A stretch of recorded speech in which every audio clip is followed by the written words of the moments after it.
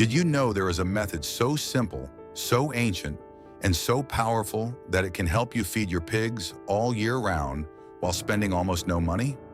Why do so many breeders keep paying every month for increasingly expensive feed? Why do many small producers work hard, raise with effort, sell little, and still end up in the red? And most importantly, why was a piece of knowledge already used by ancient breeders forgotten right when we need it the most? Stay until the end, because this technique can completely change the way you raise pigs. If you have ever felt that the price of feed rises faster than your own animals grow, then you know exactly what I'm talking about. Corn gets more expensive, industrial feed seems to have no ceiling, and at the end of the month, you look at the numbers and wonder if it is really worth it to keep breeding. But what many do not know is that there is a simple, natural, in-generation tested solution: fermenting corn. Yes, something as humble as corn, when prepared correctly, can become a strong, long-lasting, and much more usable feeding base for your animals. I also doubted it the first time I heard about this. When I started raising pigs, I had the same problems you probably have right now. I bought feed, did the math, tried to save wherever I could, but it was never enough. I looked at my pigs and thought there had to be a smarter way to feed them without relying so much on market prices. It was at that moment when a neighbor of mine, an older man who had been raising pigs for over 40 years, pulled me aside and told me a phrase I never forgot. "Boy, a fat pig is not an expensive pig. It is a well-planned pig." After telling me that, he took me to the back of his property and showed me several drums full of fermented corn. There were no expensive machines, no complicated formulas, no laboratory secrets. Just corn, water, tightly sealed containers, and patience. It seemed too simple to be true, but over time I understood that this was exactly where its strength lay.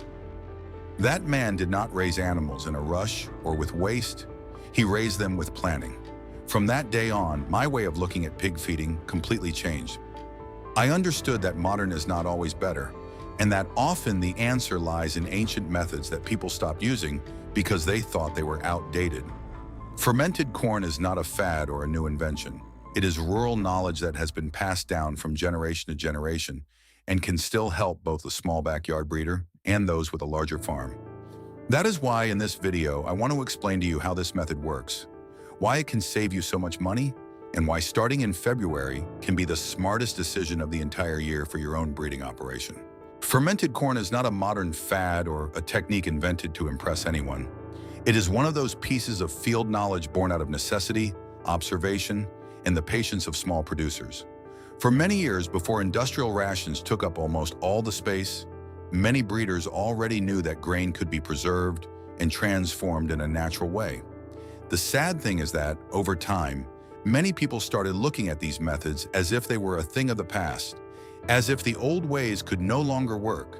But the truth is different. Nature already had the answer from the very beginning. When you ferment corn, you are not simply leaving the grain in water. What happens inside the container is a very valuable biological process. Good bacteria, especially lactobacilli, slowly start working on the grain. These bacteria transform the corn and make it easier for the pig to digest. Nutrients become more available, the animal makes better use of every bite, and the feed goes from being just a hard grain to becoming a richer, more alive, and more efficient meal. That is why many breeders notice that, with less quantity, the animals are better fed. And here is one of the most important keys to this whole method. February. If there is one month when the smart breeder needs to make a move, it is February. In much of Brazil around that time, the safrinha corn harvest begins, or the first harvest is ending.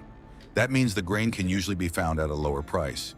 It is the time when you can still buy with more peace of mind before the months arrive when the price goes up and directly hits the producer's pocket. If you wait until August, September, or October, the same corn can cost double or even triple. That is why February is not just any date. It is a window of opportunity. It is the moment when you decide whether you are going to spend the year chasing market prices or if you are going to get ahead and secure feed for your pigs with planning. The producer who only thinks day-to-day buys when they need to. The producer who thinks about the whole year buys when it is convenient. But February also has another advantage that many people do not consider: the weather.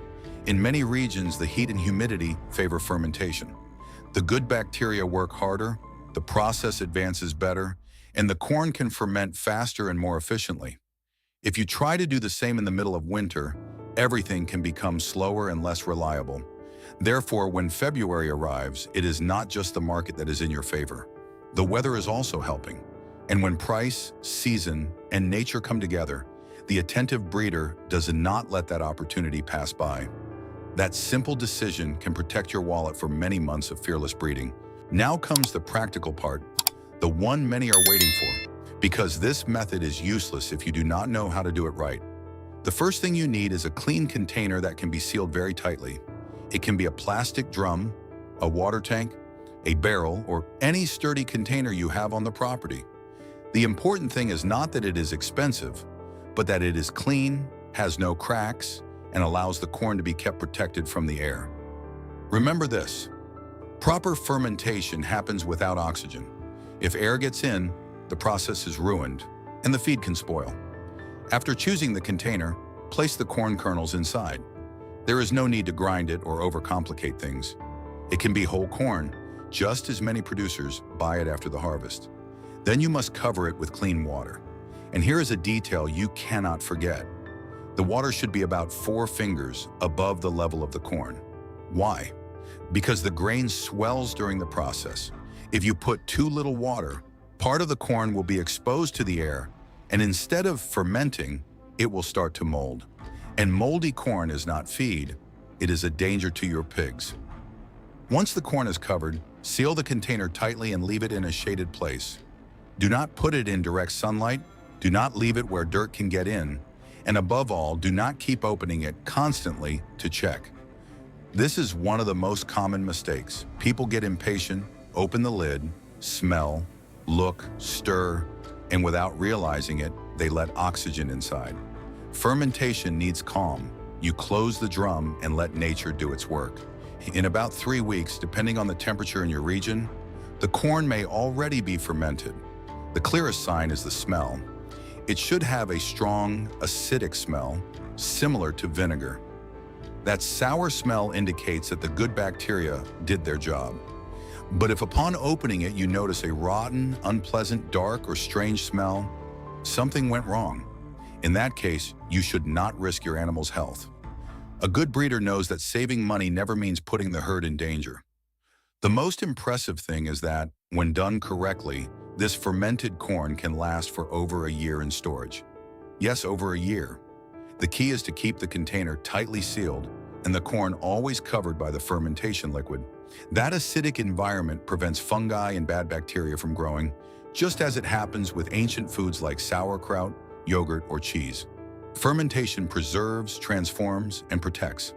That is why this method is so powerful. You are not just preparing food for today, you are preparing security for the coming months.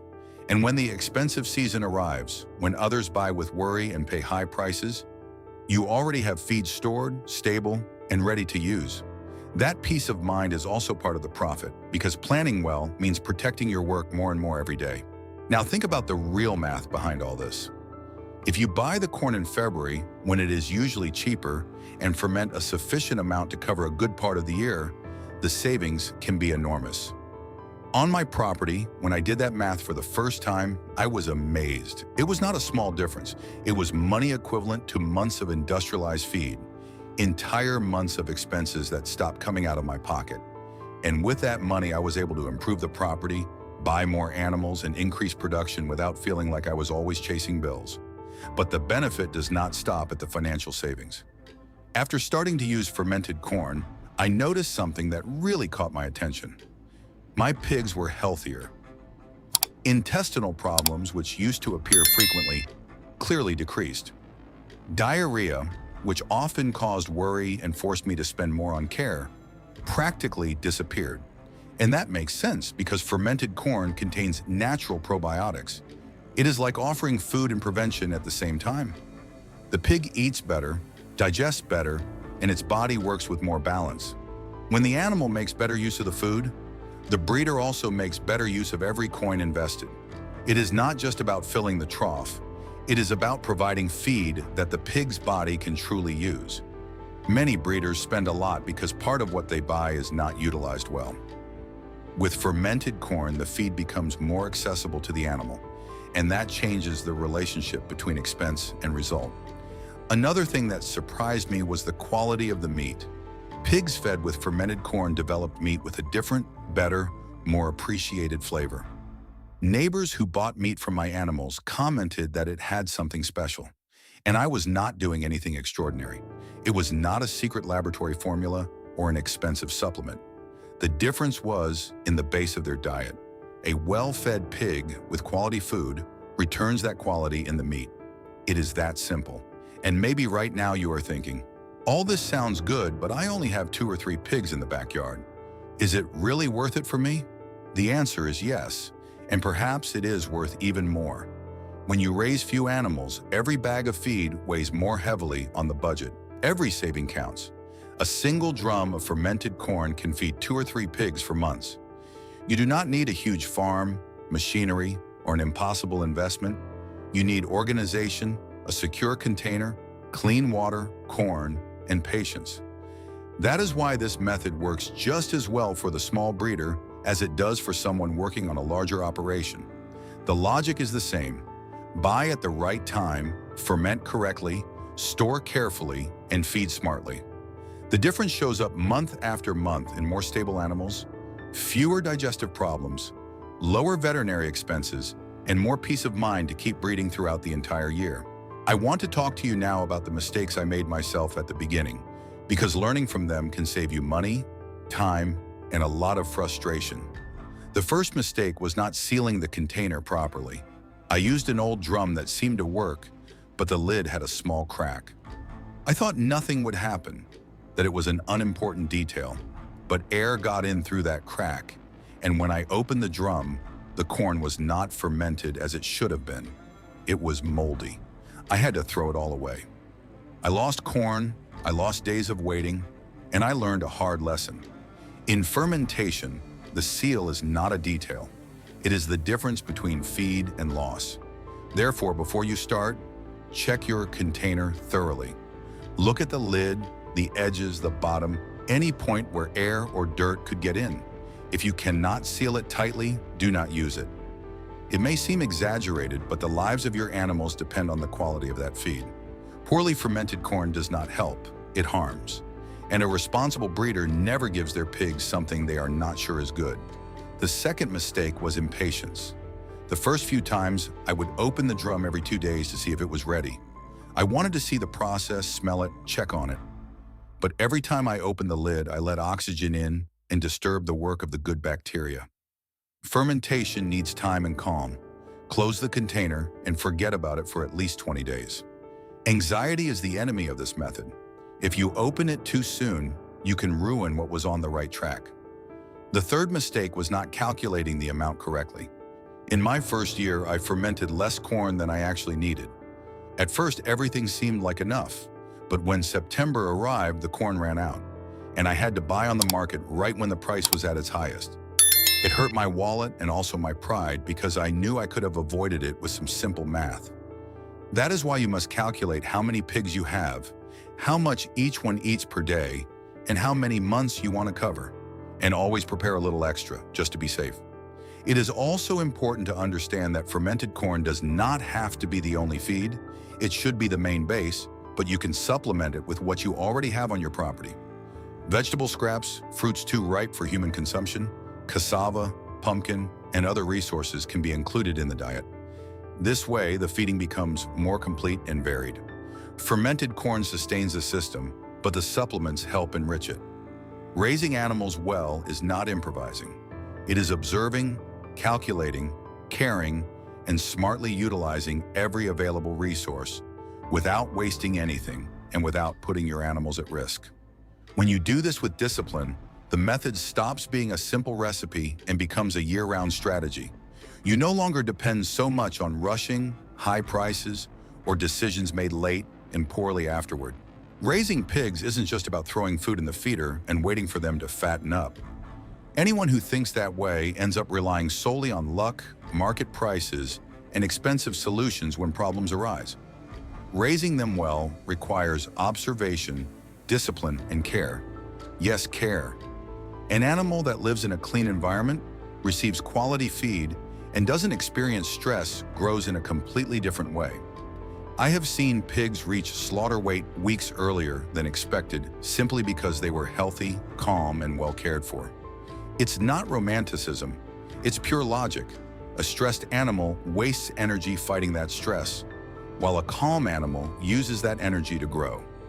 That's why fermented corn shouldn't be seen just as a cheap recipe. It's a smarter way of thinking about raising animals. Instead of fighting against nature, you learn to work with it. You take a simple grain, clean water, a tightly sealed container, and time. Nothing more. But when you respect the process, nature transforms that feed and turns it into a strong foundation for your animals. That was what this method taught me the most. Often the best solutions aren't the most expensive or the most modern, but the ones executed with patience and planning. I started with little money, a lot of doubts, and more willpower than resources. I didn't have a perfect setup or large machines. I had what many breeders have: a few animals, bills to pay, and the desire to make the farm work.